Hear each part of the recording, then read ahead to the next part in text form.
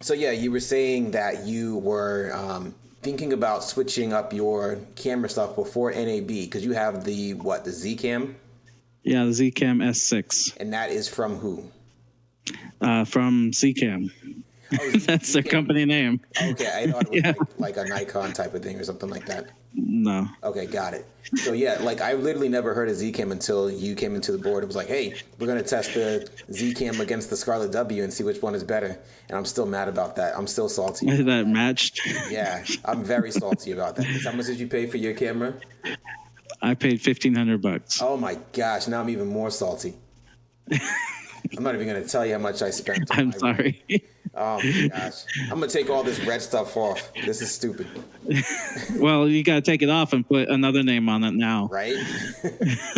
So yeah, if you haven't heard, if you haven't been part of the news, just this week, Nikon has announced that they are going to acquire Red, which is, I don't know if it's a good or a bad thing yet. Like we listened to that stream yesterday from the actual Right. CEO of Red, and he was giving us a lot of really great information. So thank you, Jared, for that.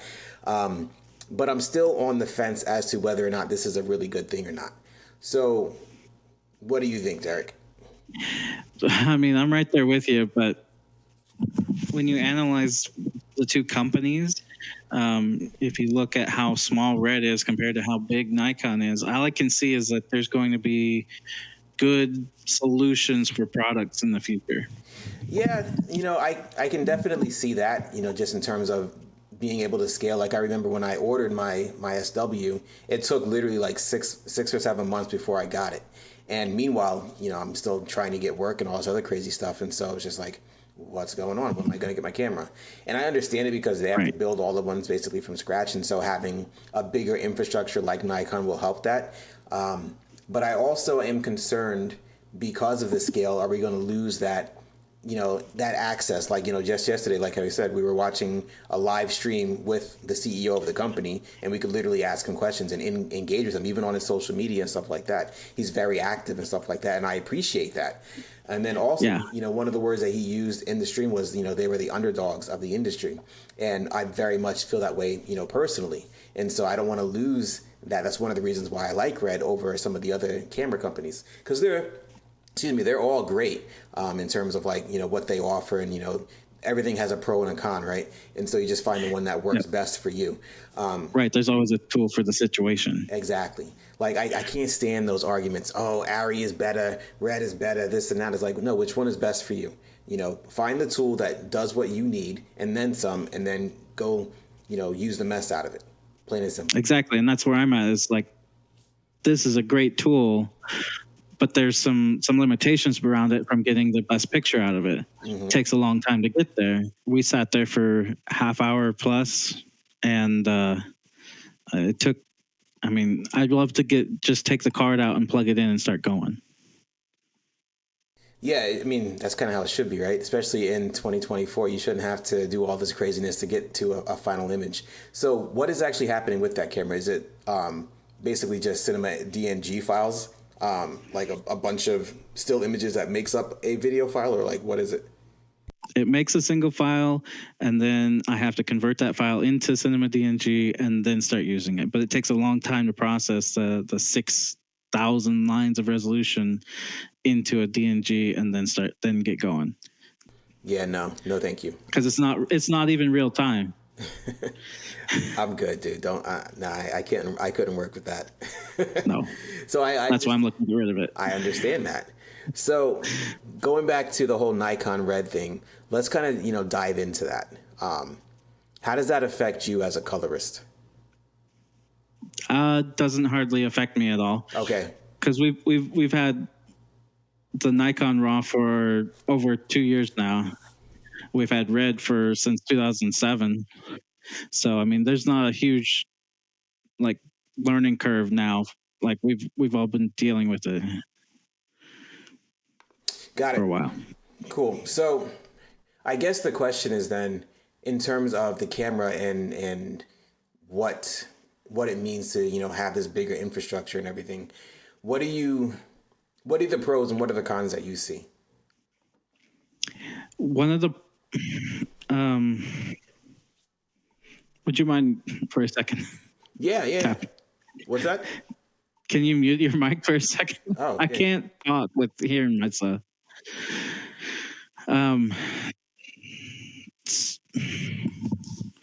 So with how Nikon does things is they have a huge manufacturing base in Southeast Asia.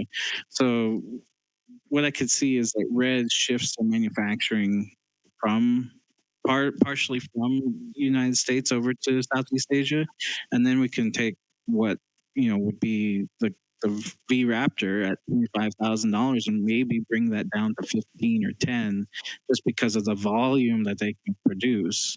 Will help reduce that cost. That's just one advantage I could see. So do you really think that they're going to lower the price? I mean, they're in the business to make money, so I don't really see them happening, doing that because people are already buying it at the price point that it is.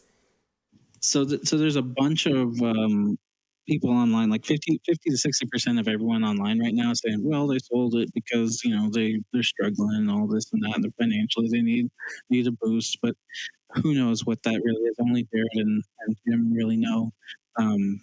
But what I could see is the technology always progresses, right? Every year, it's like Murphy's Law or something where it doubles, right? So I could see that in a year from now, the Raptor X, is not going to be the latest technology. So then that price does come down.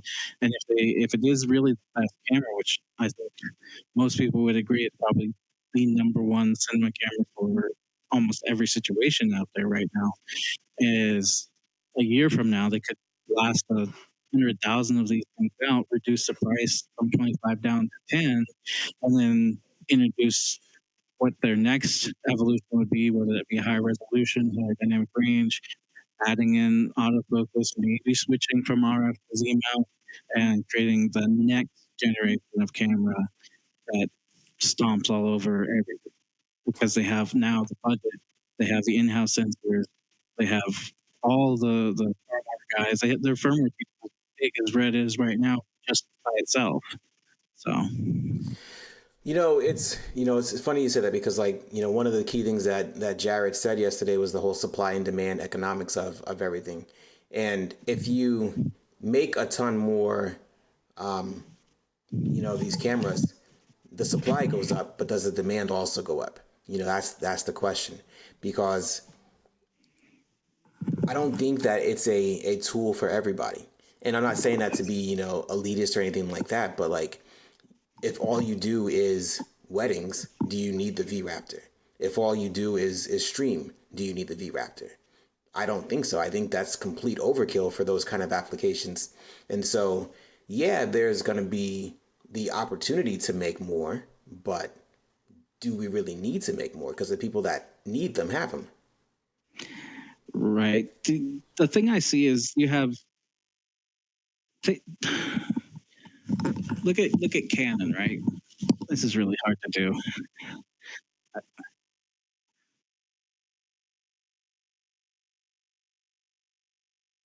Are you playing this through speakers or just your headphones? Through my headset.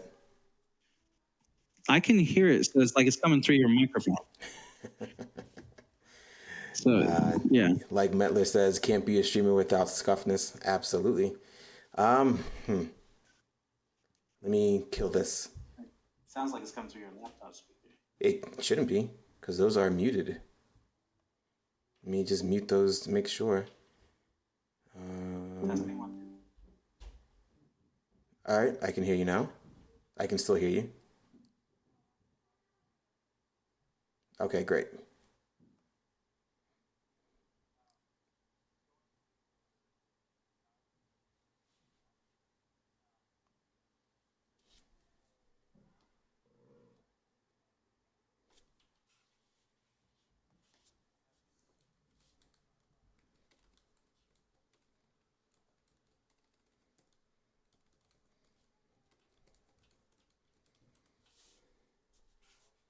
And photo fairly well. Mm-hmm. and a lot of YouTubers now, like they're using a DSLR. Look at the S5 Mark II X from Panasonic.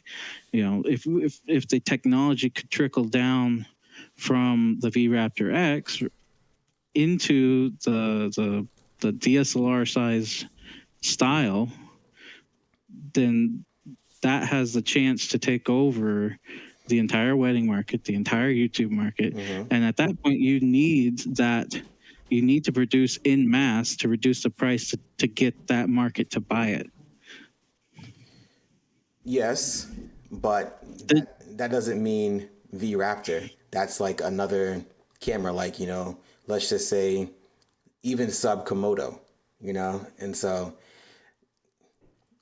I look at what take Nikon's high end right now, Z9. It has 8.3K RAW at 60 frames per second. It'll do amazing photography in it.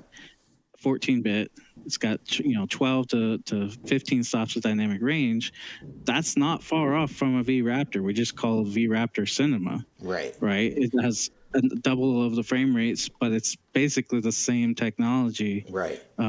Except for the sensor. I will say this though, I do like Nikon's photography cameras much more than Canon.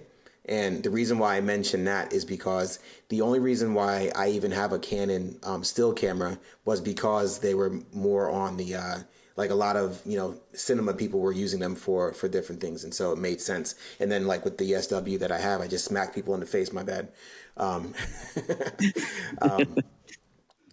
With the SW that I have, it even has an EF mount, the older EF mount, which, Canon was using at the time. And so it just made sense for me to have a Canon camera. But now, because I actually started in photography before I did any video stuff. And so I was, Nikoning it up all day long. And I loved it. Right. I thought it was a better image. I thought the mechanics were better in terms of just the usage of the camera.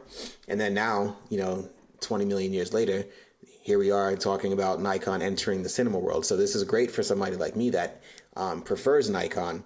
And I think that like if they were able to basically marry the Z9, like you said, with some of the cinema stuff that is in the other Raptor, like having a dedicated SDI out or an HDMI out or something like that, being able to use it for more applications, I think that camera would be really versatile. Like my sister, for example, she was struggling a little bit with her camera. We had to do a lot of things to get it to work, and it would be great to just be like, hey, there's a thing, plug it in, and then there we go. And so I think that there is a market absolutely for that. The high end stuff, I'm really curious. I think it's more of a lens play than it is anything else.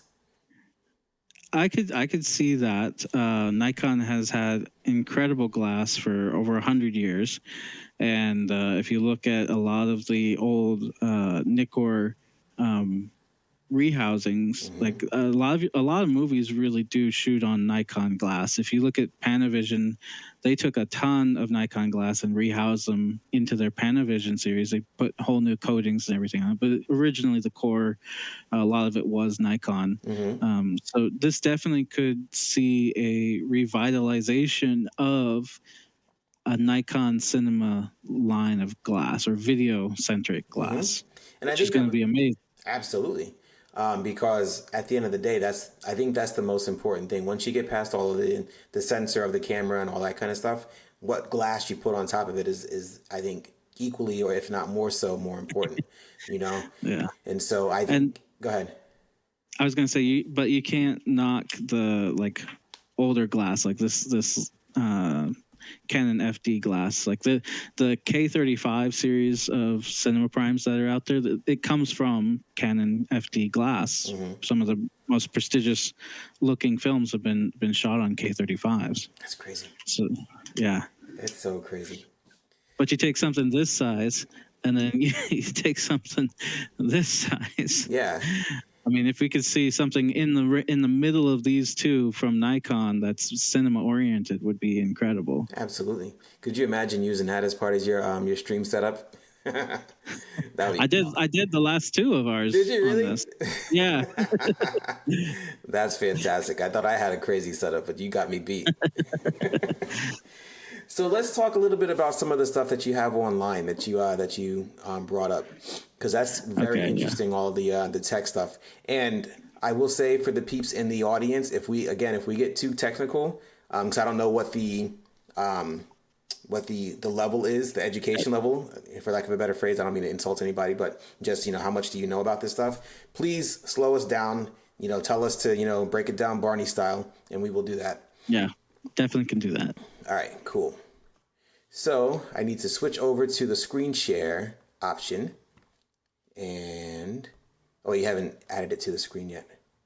Oh, yeah. Yeah. I get you again. The level is me.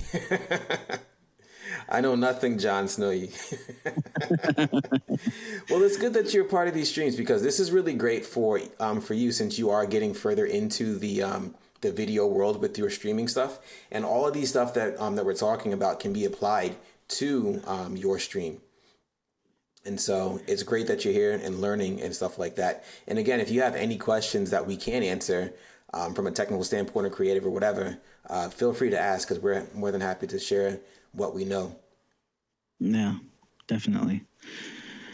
So right, like Ray, I've got the Z9 up here. This is Nikon's flagship camera, and it's a monster. This technically is a still camera that does video, correct?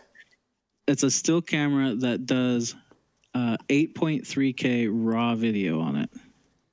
This was a direct competitor to Red, which is why Red sued Nikon over this camera, because they had compressed raw video in their camera, which Red holds the patent to. Right.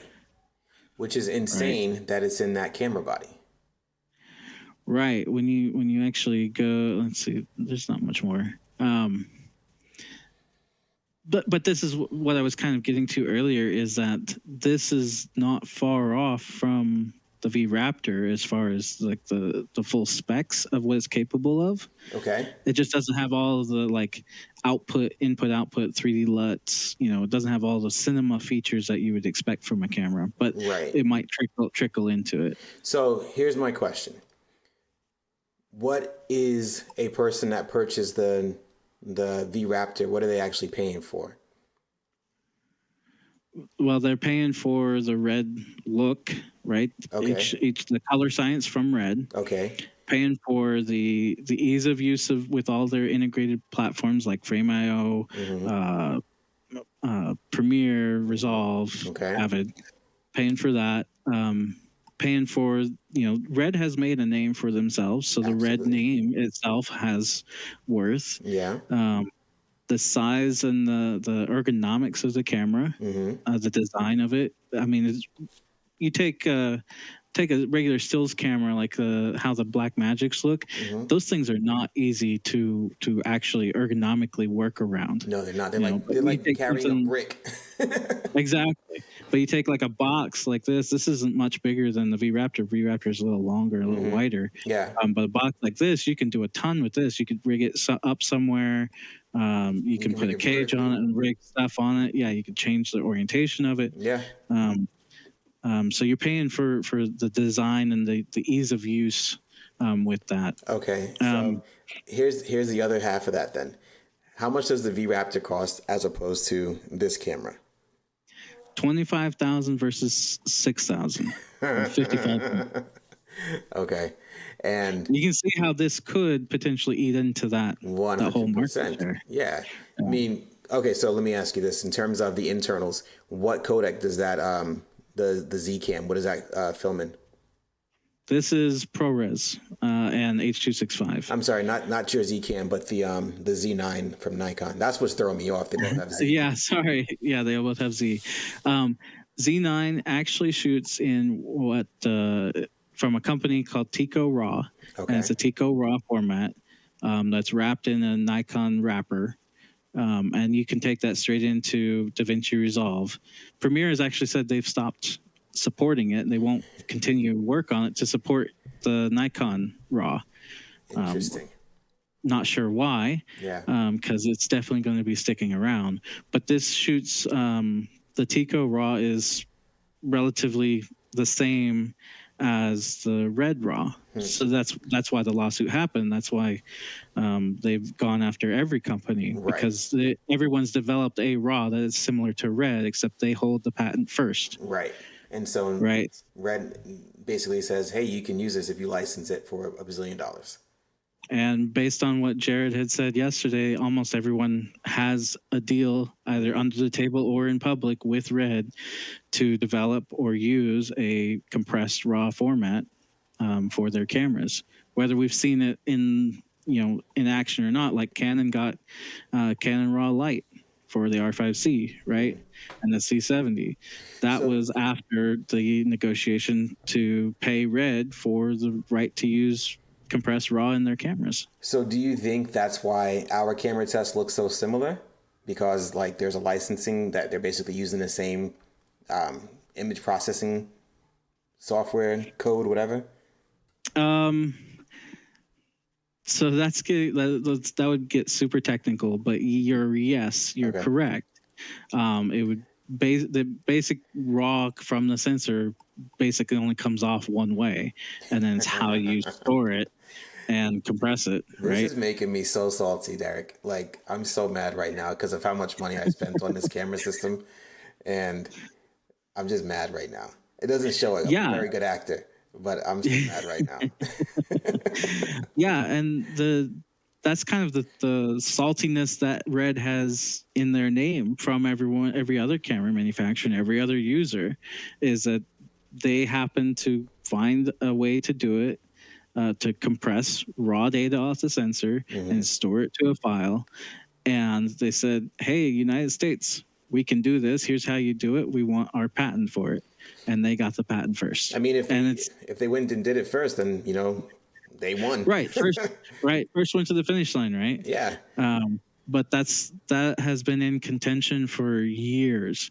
And this Zcam was one of the ones that were sued by Red, and they actually removed it entirely from the camera, right? Because they didn't want to deal with all the legal fees or anything, right? And that's why you were saying that you have to kind of hack it to be able to do some of the things that you were doing, right? Yeah.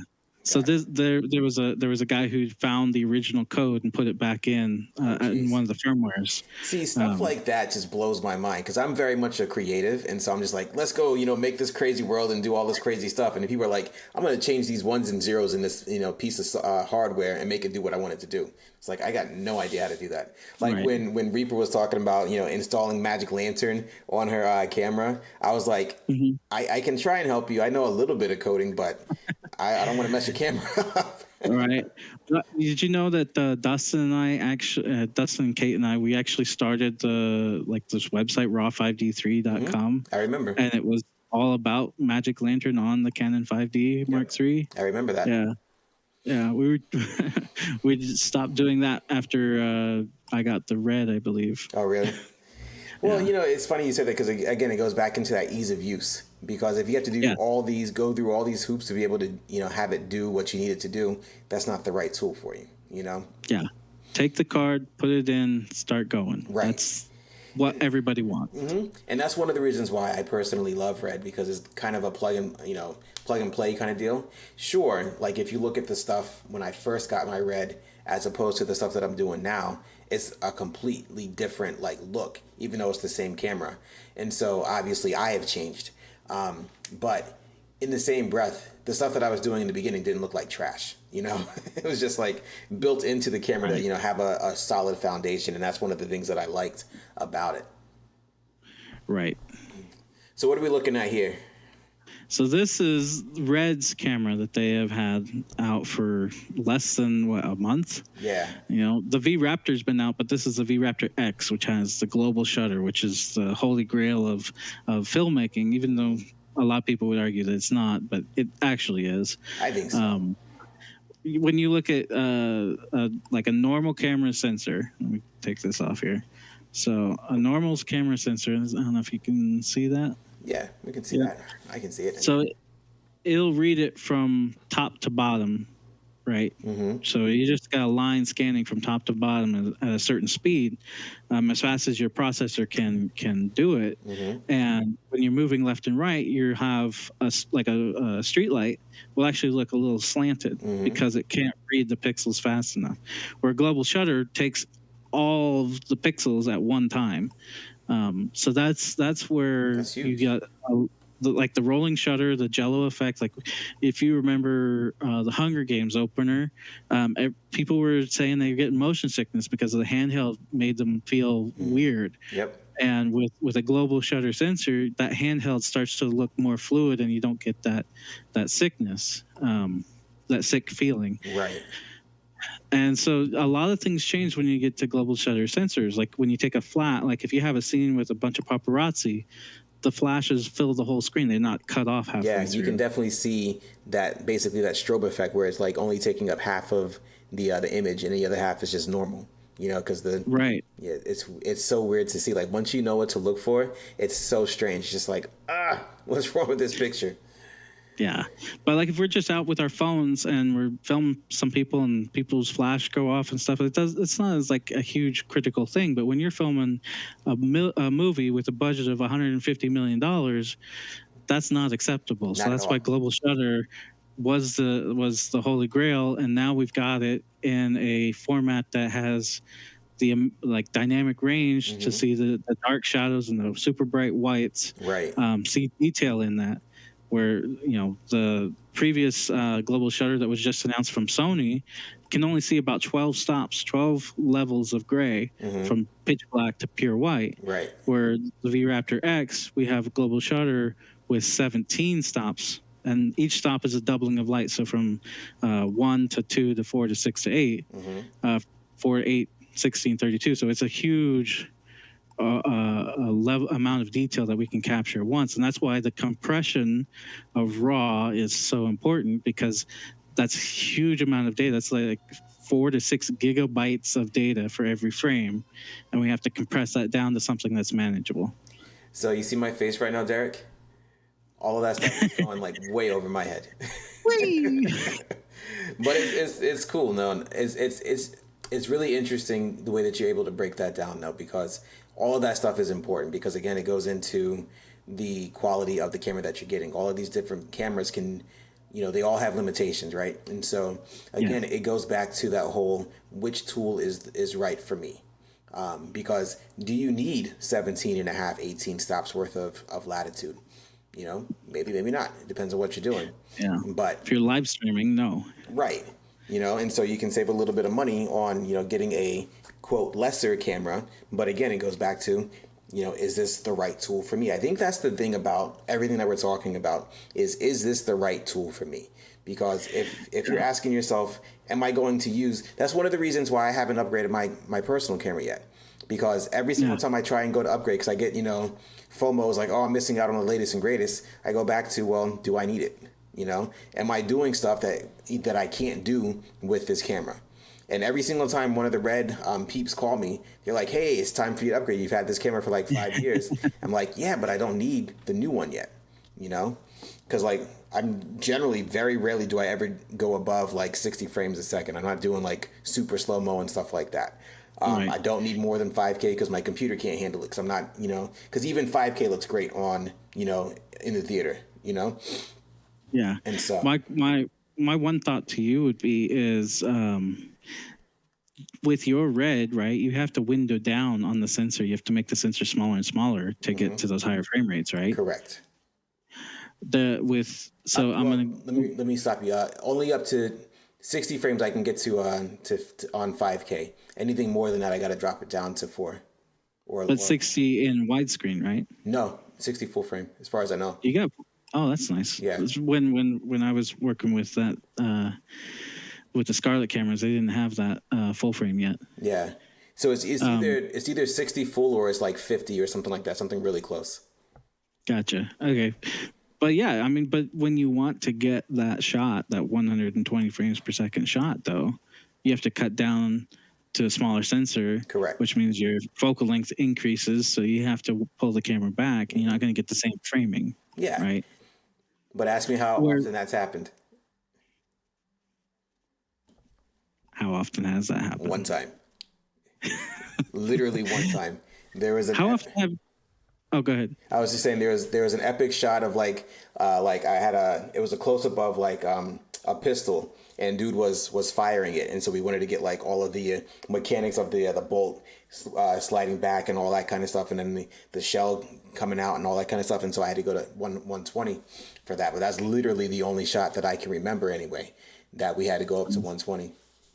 Have you ever? How many times have you like formulated an idea for a script and you said, "Oh, that'd be great if it was in slow motion, like him jumping or, a laser firing or something." But you think, "Oh, I can't get that high."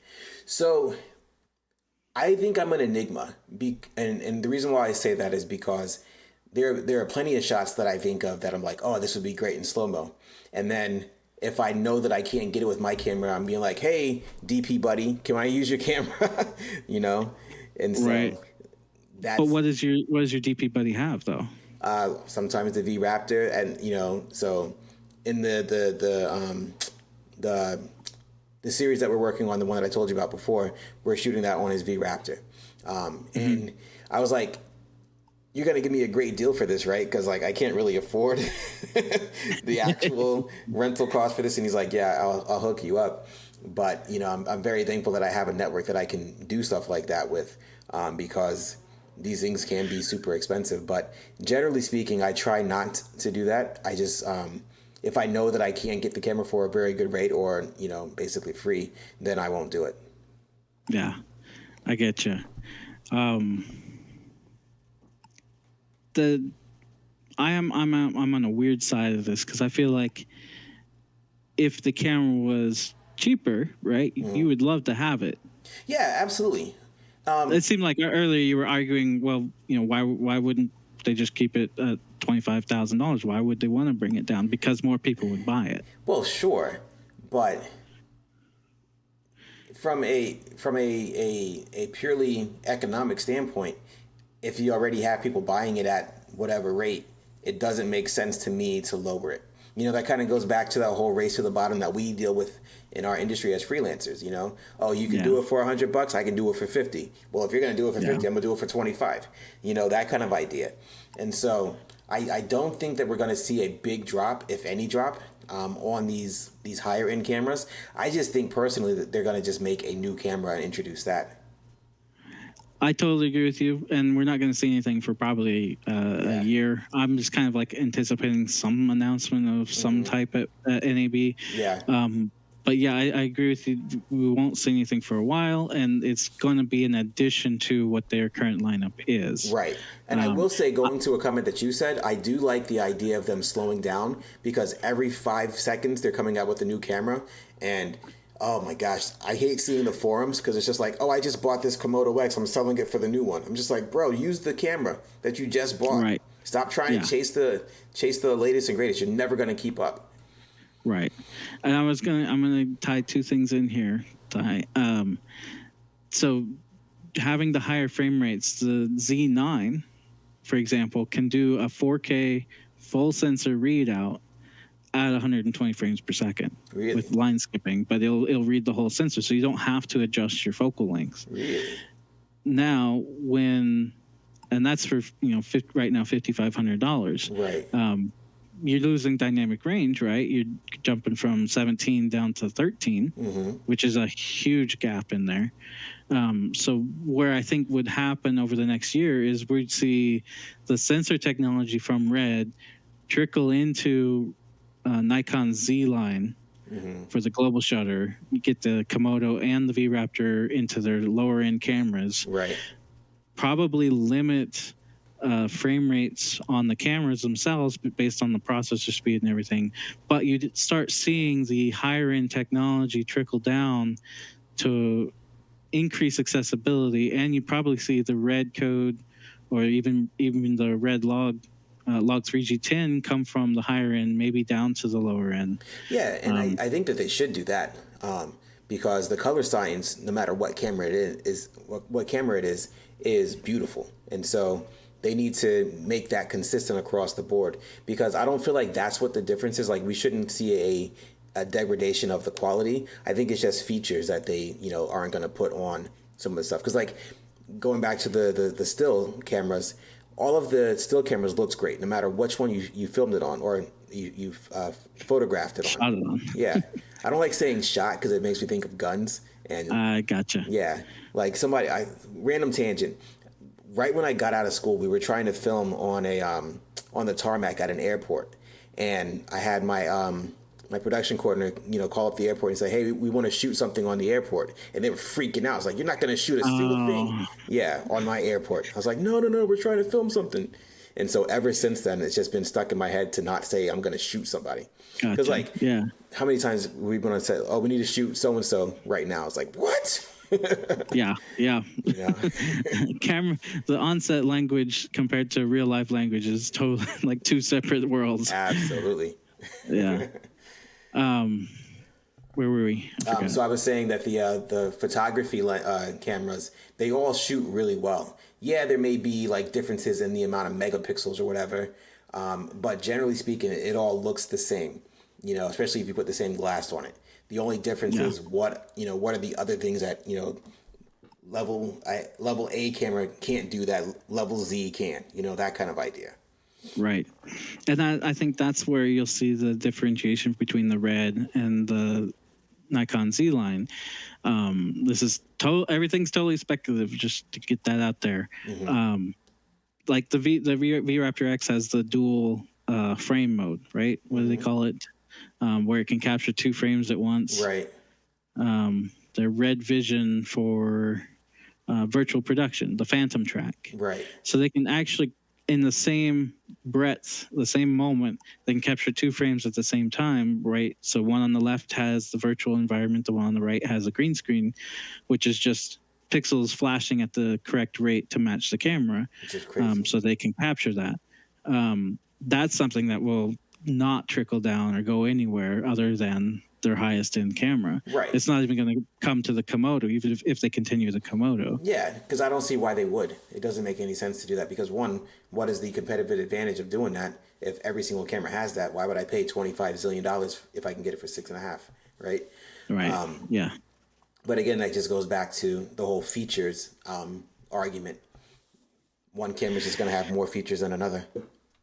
The underlying software will probably mesh together between Nikon and Red. Mm-hmm. In their release statement, they highlighted one of the things was the menu system and the ease of use from Nikon moving, and not so much moving it, but they just highlighted that they had a good firmware team that could create an easy to use menu system. Mm-hmm.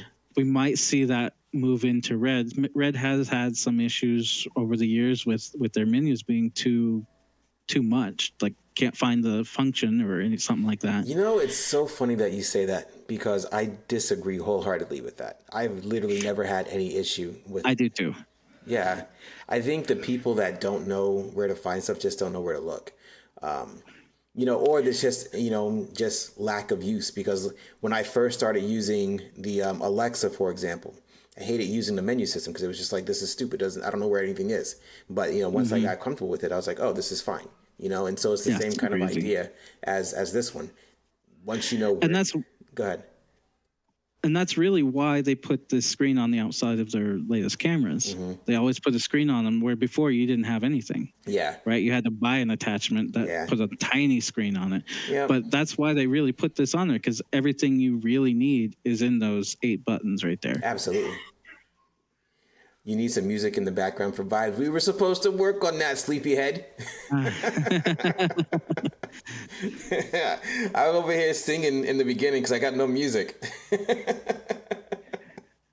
Yeah. Reaper, I'm just messing with you, right? Obviously, you need to get some rest, and plus, I can figure stuff out. I just literally haven't. This is my first time sitting in front of the computer, so I'm literally just messing with you. Don't worry about it. But yeah, definitely. And then also, I wanted to, thinking ahead, and I'm going to put this on like YouTube or something like that. And so I'm just trying to make sure I don't get dinged over there as well. So yeah, I'll figure that out. But yeah. One of the other things that I'm extremely excited about is Nikon's autofocus system coming up to the Red line. Okay. Nikon's worked really hard on their autofocus to compete with Canon and Sony, Right. and they've come really close. So that's going to be exciting to see come up. Okay, so here is my 2 cents about autofocus. To me, it only makes sense to be phenomenal if you're doing stuff like sports or like live events, or you don't have an AC. All of those type of applications make a whole lot of sense. Personally, I want to get away from those kind of shoots. Like, I have no interest at all in doing a live event or doing, basically documentary kind of stuff. Right. It definitely has its genres of use, like you said. Like, well, one you probably didn't say was music videos. Yes, That would be excellent to have that in. absolutely. I think. Go ahead. I'm not going to cut you off. You're totally right about the live event stuff and the like it's definitely documentary use, like, heavily. But I think that's where we'll see. I mean, Reds are already being used for a lot of that stuff already. So having that added into will help that selection of people. Absolutely. I'm just not one of those people. You're just not one of them. Because, like I said, I'm really trying to be super hyper focused on the type of projects that I'm doing. And like, that literally doesn't have any appeal to me. Like, when I see all the people talking about like internal NDs and all the other stuff, yes, I can see the benefit. Again, using the Alexa Mini LF, where it had the internal NDs, you just press a button and then whoop, there it goes. Right. See the advantage wholeheartedly. But also, I want to get away from the single band shooter mentality, because one, from I don't want to do the standpoint, I just hate that kind of work. It's just too much. And then also from I want to make money in this industry. I feel like we're taking away a job from somebody, because I'd much rather, again, hire an AC that's just like locked in, as opposed to just like being like, oh, the camera can handle this. Let's just forget about this person, Right. Well, we talked about that on the last one. Is a lot of these major productions are looking to trim down the people they have to have on set. Absolutely, and I think that there's a case for it for sure, because a lot of times these budgets are kind of bloated unnecessarily, because it's just lining the above the line and the producers' pockets. But at the same breath, it shouldn't be so skeleton that people are wearing multiple hats. Yes. Yeah. And there's the first AC is probably not a job that's going to be in jeopardy anytime soon. Well, that's good. On the bigger stuff. Because the autofocus systems still mess up. They're not going to be perfect every time. Absolutely. So. And like, there's a great example of that. We were using that DJI camera, the chicken camera. I forgot the actual name of it. The Ronin 4D? Yes. And that has autofocus on it, and it was pretty locked in. Like, we had some people like walking from like the back of the room to the front, and doing all kind of crazy stuff, and it was following them pretty well. And so I was like, oh man, this is really good, but also bad at the same time. But again, it goes back to the application. We were shooting a documentary, and there was very few of us, and we were all wearing multiple hats, and so it made sense that we were using it. Right. But as opposed to like, doing some kind of narrative thing where I need the focus at a certain point, the thing isn't going to know that. Even if I touch the screen at the right moment, it's still a little bit of like that mechanical hesitation where it's just like, that looks like trash. Is this it? Is this him? Is that him? No. Oh, right. Exactly. But I mean, the outside of narrative, the other aspects of where people use red cameras, I'm super excited for that feature to trickle its way up from Nikon over to Red. Yeah, faux show. Yeah. I'm trying to think of the other cons that we saw in the live stream yesterday. Because like I said, for me, are not just cons but the pros as well. I'm really concerned about the culture changing, especially since it's going from a laid-back California company to now a Japanese company. That's like some of the biggest contrast in culture that I've ever seen. And granted, I've never been to Japan, but from what I've seen over the course of being alive these 43 years, it's pretty night and day. And so I'm really curious, like, how is it going to be like a Marvel Disney thing where they're not trying to change the quote the image of the company or of the brand, and it just falls underneath it, or are they going to try and integrate it into just being, Nikon Red? Well, for right now, that's what they've hinted at, is that it's just going to stay a subsidiary of Nikon. There's not going to be a huge interference like the way Disney and Marvel is. There's still going to be that oversight where they have to start adhering to certain probably structures internally. But I think overall we won't see a huge difference from the outside. I hope so, because I generally do like the way, again, the culture is and being a part of that community. And so I'm just curious, again, how much that's going to stay the same. And granted, I've not done the greatest job of ingratiating myself into that world as much as I could have, because again, I'm trying to balance being, the DP versus the director. But in the same breath, there are plenty of directors that shoot on Red, and so. Right, and they don't go anywhere else, like David Fincher and Steven Soderbergh. Those are the Red is their main exclusive camera. And Michael Bay. Yeah, I think he's primarily exclusive Red too. Yeah, I think Zack Snyder does as well. And Jason Momoa. Yeah, all of his stuff. So so there you go. There are definitely there's a case for it. And so again, I'm concerned about losing that, again, that underdog, that cool vibe, and being more of a Japanese, like very structured, very like. I don't know what the right word is, but there's this acquisition by Nikon is really interesting in that aspect, because the way that Red has always branded themselves as being the rebels, or the kind of the extreme, I don't know, like go high adrenaline, like outward image, like they put it on in the X Games early on, and all this like high impact, high energy stuff. And then they had their main logo for a while for the cameras was a skull and bones, right? Or something.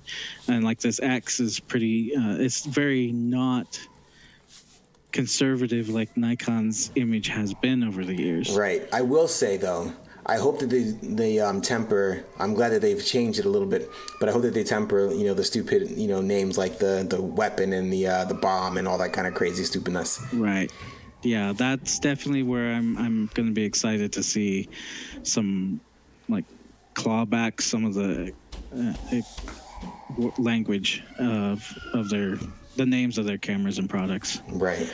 Yeah, like the V Raptor's like cool, but like, why didn't you just call it? Like the best one they had was the Gemini. Right. I mean, I can get behind the Gemini and the Scarlet. Like those are like, I don't know. Well, I mean, the Gemini makes sense since it can do that dual ISO thing. So I get it. The two perspectives. That kind of idea. Same thing with the Scarlet. It's a type of red, right? So I get it. But I don't know. Komodo Dragon makes sense because it, didn't have a dragon sensor to begin with. No. Oh, it was just its own sensor? Yeah, as far as I know, it was its own sensor. The sensor that came after Dragon was the Monstro. Right, which made no sense. None at all. And there were several DSMC2 bodies with the Monster in it, like maybe 50. Right. And then they were like, here's the V Raptor, with technically it's the Monstro sensor. They never actually gave the sensor a name that I know of. And the Komodo had its name, no sensor name. It used to be they had sensor names and camera names, which was confusing, by any stretch of the imagination, because there was like the Epic weapon this and the carbon fiber that. I'm just like, which one are we talking about? What is in it? Yeah. I want moving away from the names though and talking about like their competition. If you look at Nikon has always competed against Canon, and then Sony bought Minolta and brought the Alpha line, the Sony Alpha line, and then Canon came out with the C300, so their cinema line, and then Sony had to match them with their FX line. So this kind of makes sense that Nikon has to get into this video centric aspect of the markets, Well, and the acquisition with Red is like the easiest way in without developing your own cameras and stuff over time. yeah, absolutely. Because let's face it, people, I forgot what the stat was, but basically, people view videos more than any other medium online or whatever, however they're consuming all this media. And so Yeah. if you are not in the video realm, you are getting left behind. And, you and I are kind of an example of that. Look at our low numbers on our YouTube channel and stuff like that. We got to step it up because we both are video professionals, but we're not utilizing the tool, to further our careers and stuff like that. And so there's something to be said about where in some essence getting left behind with that as well. So, multiply that by, a billion, because this is a much bigger company than, just the individual entity that you and I are. And so I can only imagine how they're feeling, being like, oh man, if we don't get relevant, we're never gonna, our business is gonna fail. Exactly. Yeah. And I think looking at that relevancy, Red has always been in the cinema world, but always more of the higher end side of cinema, where Nikon really, by this purchase, they're kind of leaving this middle segment where the FX3 to the FX9 sits, and now some would argue the Sony Burano is their FX9 replacement. Yeah. There's this range of well, it's a price range from $4,000 to $25,000. They have the Komodo and the Komodo X. I don't think the Komodo is going to last much longer. The Komodo X is way better. 100%. Like, I legit hated the Komodo when it first came out. Yeah. Well, yeah. Have you seen the images off of it? I have. I actually played with it. Do you think it's good? The Komodo X or the Komodo? The Komodo. No. I wouldn't. No. When somebody recommended that I use it for a project, I was just like, nope, not going to happen. Because it did not meet the standard that I wanted to maintain. And it was frustrating because, like, I understand why they made that camera, why Red made that camera, because what was that Blackmagic camera? The Pocket 6K. Yep, that camera, all the cameras in that level were just eating up the market, and everybody was buying them and using them. But they didn't make it for that reason, at least from what Jared said yesterday. Of course, it was that. Well, yeah, you gotta say, well, is he being truthful or not? But it was made as a throwaway camera for Michael Bay. He wanted to keep within the Red ecosystem, right? And he needed something that didn't cost him $30,000 that he could put in Disaster's way. Yeah. And so this little $6,000 camera that you could toss out there, and if it gets destroyed, then they just pop another one from LA, right? Costs like peanuts to the production. But from a business standpoint, it doesn't make sense just to make one or two of these. They have to mass produce them. And so how are they going to... That's where Red has had the problem, is they haven't, and the Komodo was the first example of them not being able to meet the demand, because everyone loved Red, like, throughout the years. And if you go to film school, like, oh, when can you get your Red? When am I going to be able to get a Red? I got to work up to a Red. And then they bring this $6,000 camera out that you could literally buy a off-the-shelf memory card, stick it in it, throw a Canon lens on it, and go shoot Red 6K raw video for $6,000. Dude, you remember the Raven? Yeah, I remember the Raven. Yeah, that was their hope. Yeah. But the Komodo was the demand was so high for that, because not like just film schools alone were wanting to get some for their students, and then the students wanted them for themselves. Yeah. The demand was so high for that. The waiting time on getting one for a while there was 8 weeks. Right. And that goes back to what we were saying, where having the Nikon infrastructure will help ease that wait cycle, because waiting 6, 7, 8 months, sometimes over a year, that's unacceptable. Because what am I supposed to do? I mean, yes, I can rent from somebody else. That's always an option. But if I have like a ton of stuff coming up and I need this camera like right now, I guess I'm not going to be able to do the work, Well, you know? it's like the virtual production was coming out to be a big thing, and the Komodo was really the only camera you had because of the global shutter helped produce the artifacts from the screens, right? And so you'd have huge amounts of demand from virtual production because that was the camera to have. Right. So this whole manufacturing infrastructure from Nikon is going to help out a huge amount. But what I get at is that $4,000 to $25,000 range, they got to bring out an FX3 competitor. Yeah, they do. You would argue the Z8 and Z9 would be. I don't see why it's not. You know, I think people. All right, so forgive me, anybody that's watching. I'm about to hurt somebody's feelings. There are so many people that are so just tied to the name or the what's it called, whatever's popular. So a lot of people are like, oh, get rid of this because Sony's better. It's like, well, have you ever used any other Sony? Nah, but everybody's using the Sony right now, so I have to get the Sony FX9. Right, Sony's the most demanded camera right now, which is ridiculous. Right, and you know, if you love the Sony FX9, go for it. I personally don't like Sony cameras, but that's just me, and it has nothing to do with, you know, quality or anything like that. It's just, again, from a personal preference and what I just have chosen to use. Reds work better for me. But I get so sick of that conversation where Canon, stop it. Canon is not better. But then Sony, yes, I will agree with that. Sony is not high on my list. And I apologize to anybody that's watching this that is a Sony fan. If you love it, keep using it. But like I said, for me, my biggest gripe when it comes to all of these cameras is which one is better than another. Because, yeah, you can look at it from a technical standpoint, which one is technically better. But also, you know, again, that goes back to the conversation, which one is going to do which tool is going to give you what you need. And so whenever anybody tries to goad me into that conversation of, oh, it's usually always Red versus Alexa. The Alexa is so much better because of this, that, and everything else. And I was like, well, then go shoot with it. You know, you're not going to convince me, you know. And but the one thing here is that we've gotten to a point in technology where all three manufacturers, whether it's Nikon, Sony, or Canon, the top end cameras have all started to hit a plateau of features. I think they all generally have the same features, the same outputs, the same resolution, the same similar dynamic range.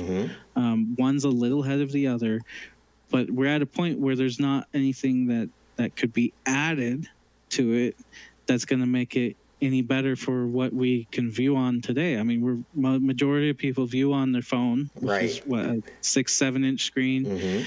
And then the ones who do go to the theater, you know, all of the cameras, whether it be the R5C, the FX3, or the Nikon Z8, or even the Komodo, I mean, you have an image that's high enough resolution, has good enough color reproduction that you can go to a 100-inch or 100-foot screen or 40-foot screen and view it on there, and you say, "Damn, this thing looks great." You know, the differentiator right now is the global shutter, right? That's a differentiator. The Phantom Track, the high dynamic, the extra 3 stops of dynamic range on the V Raptor X. You know, if you're shooting, let's say you're shooting, example, like a rocket launch, right? And you shoot like for the next Martian movie, right? And you got to get that rocket launch up. Well, you're going to expose your scene, but those rocket engines are still going to be 3 or 4 times brighter than what your scene is. So you're going to lose some detail in there. Absolutely. Right? We look at all of the old Saturn V rocket launches. You can't see any part of the flame. No. Right. White blur.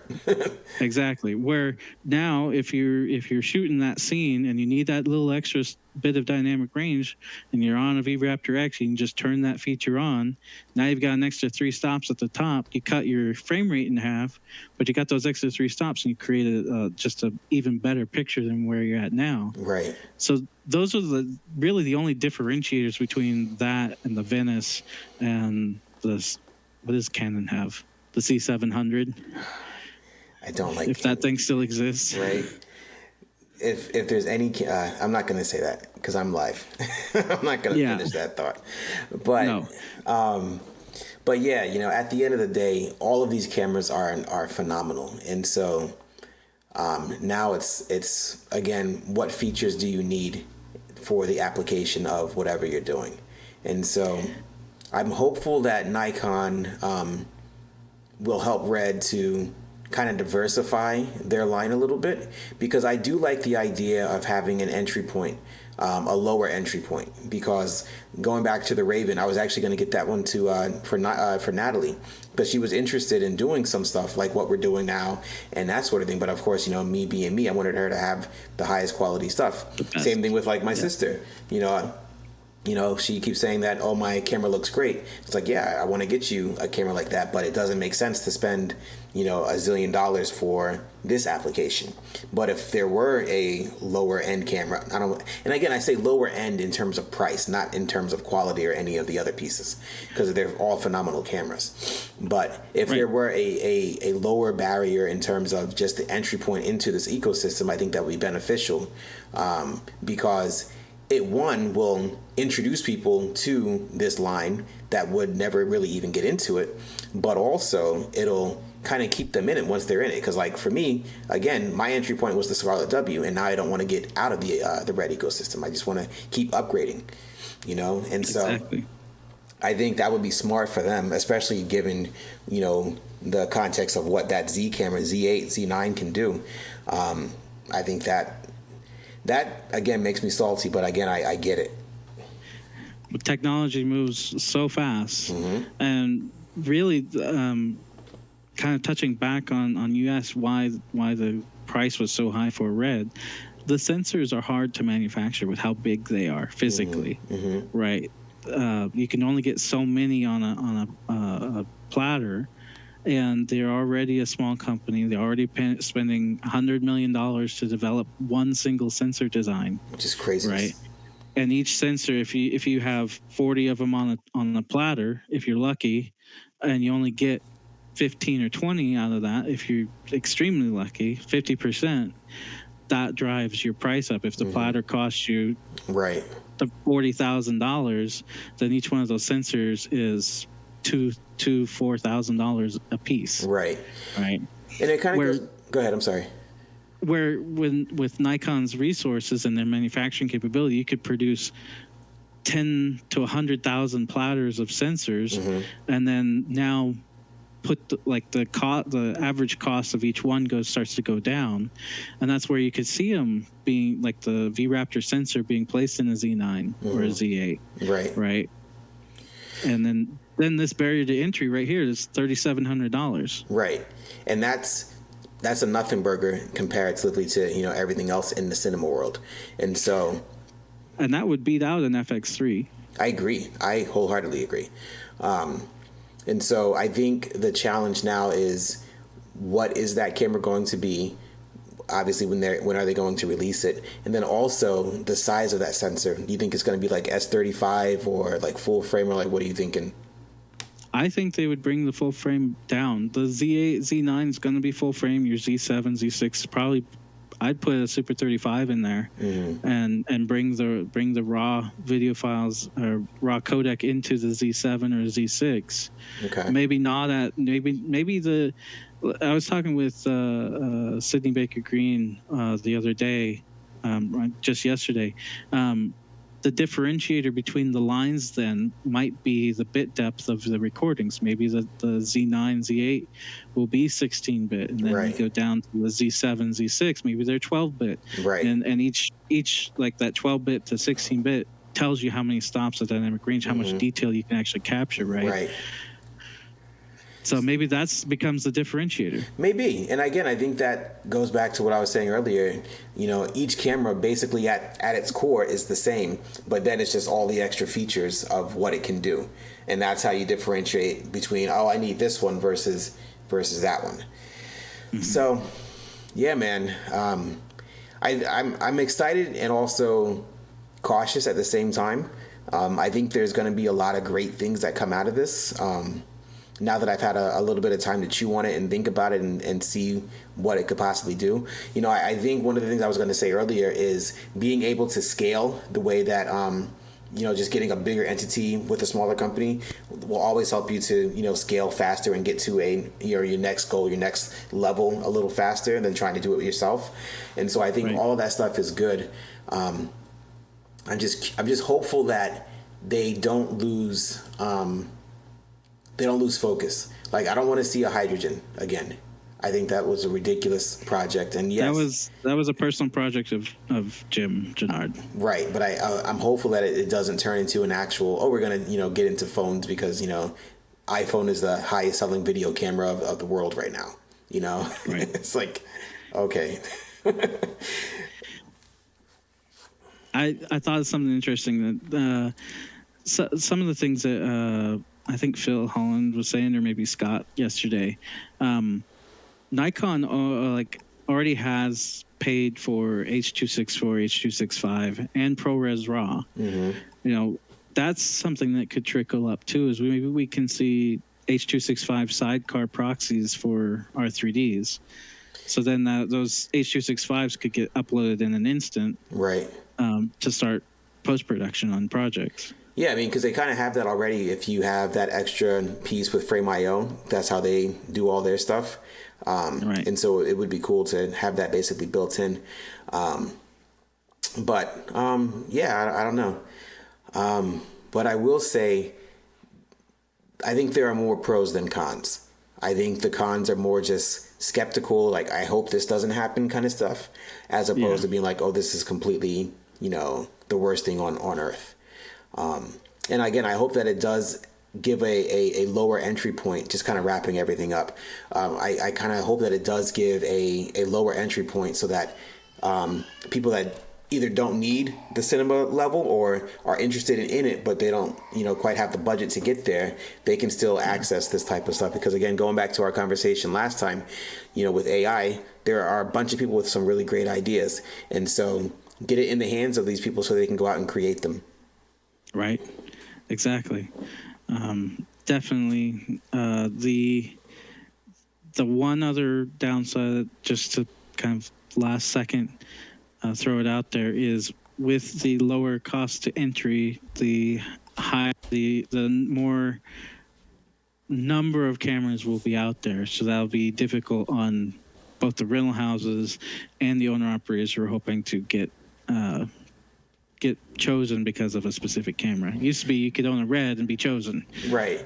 But I think that's really gone down by the wayside anyway, because it comes down to more of is this the right person for the job, as opposed to does this person have the right tool, and it's forcing people to actually be good at that side of the business, as opposed to being like, oh, I just have the red camera, so I can just go shoot everything, Yep.